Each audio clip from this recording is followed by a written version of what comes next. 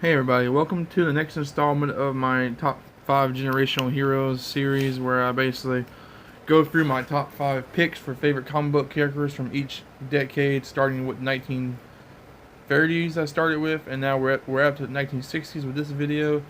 Let's get into the first pick. My first pick at number 5 is The Question, created by Steve Ditko, and was it just Steve Ditko? I'm not entirely sure. I know he did the art design, of course, for the character, and it's awesome. He's an awesome character. He was very ahead of his time. A lot deals with a lot of ideals that aren't really like mainstream, and probably still not really mainstream.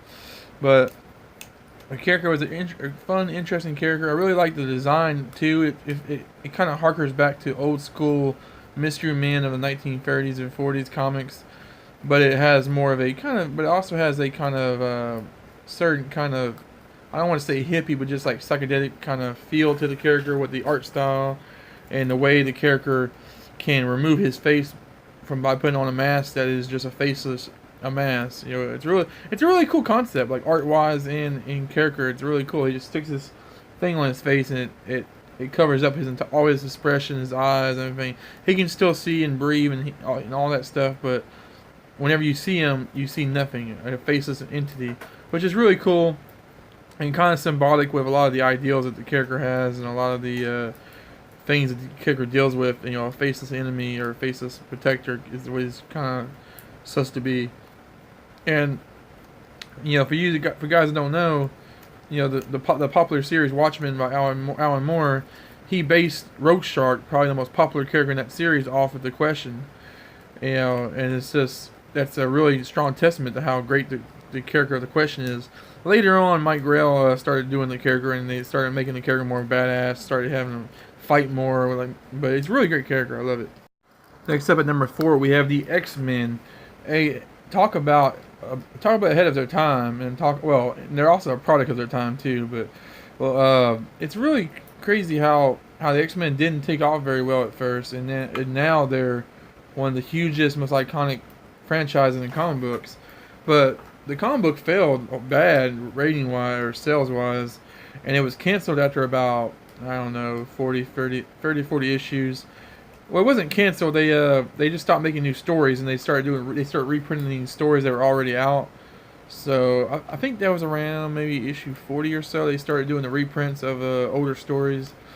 And so, yeah, it didn't really do very well. The series didn't take off until they revamped it with the new team that involved Wolverine, Nightcrawler, and all that.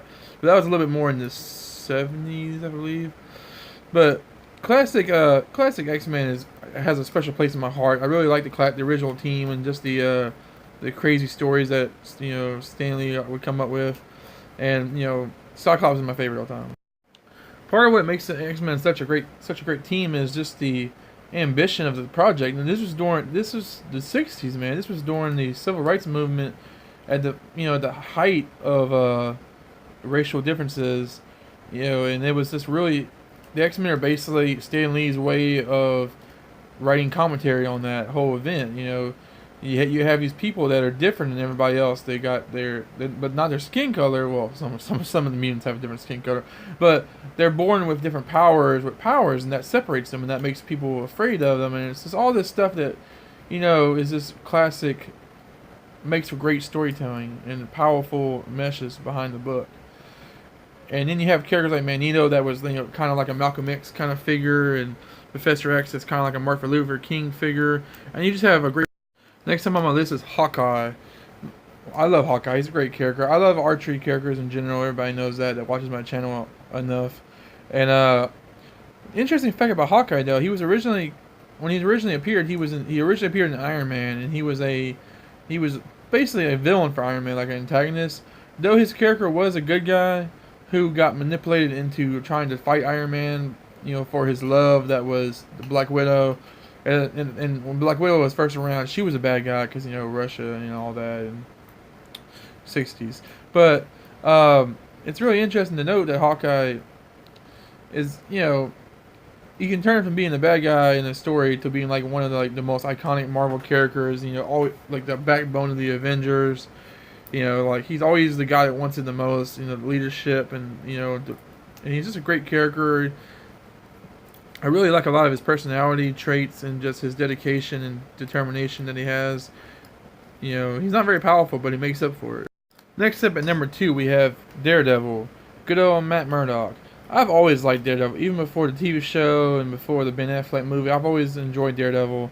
It's a great character. Just so much to like about the character. I mean, first of all, he's blind, which is a great alias or not alias alibi for why people wouldn't think you're a superhero. Well, he can't be a superhero. He's blind. He can't see shit.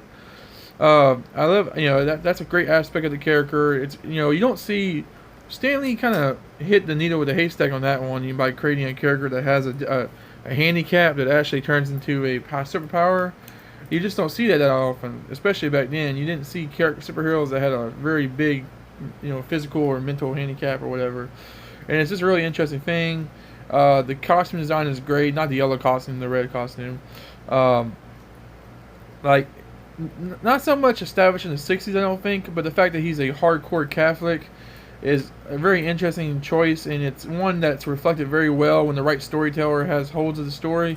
They make very good use of that particular fact, and it makes for some great, powerful storytelling, and just the tragedy that follows this character and his background story is amazing.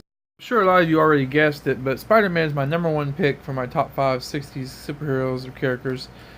I mean, what can you say? He's such a groundbreaking character. I mean, honestly, costume design is great. He looks awesome. First of all, he was one of the first characters to have a full facial mask, which was really cool because it allowed people to kind of imagine they were Spider-Man. To kind of have some disbelief and throw themselves into the character more.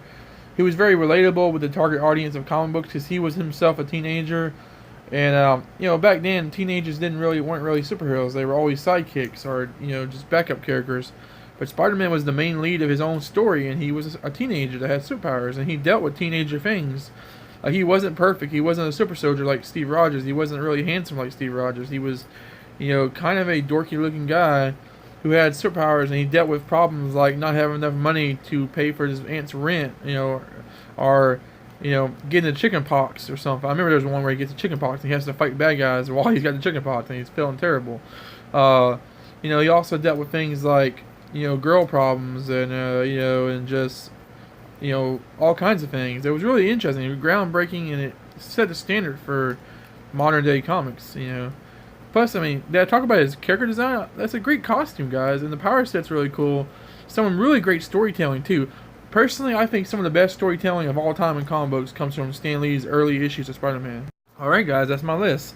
This was definitely a hard one since there are so many classic, iconic characters that I like that came out from this era. This was definitely a hard one. But I think in the end I narrowed it down in the best way I could. And stay tuned for the next one I do, which will probably be we will be the 70s, obviously. But I'm not sure exactly when I'll put that one out. I've been kind of putting these out like on a weekly or bi-weekly basis. I'm trying to spread them out pretty decently. I don't want to just throw them all out one time. So, like, comment, subscribe. Let me know what your favorite picks for characters that were conceived in the 60s would be. And see you guys later. Have a good one.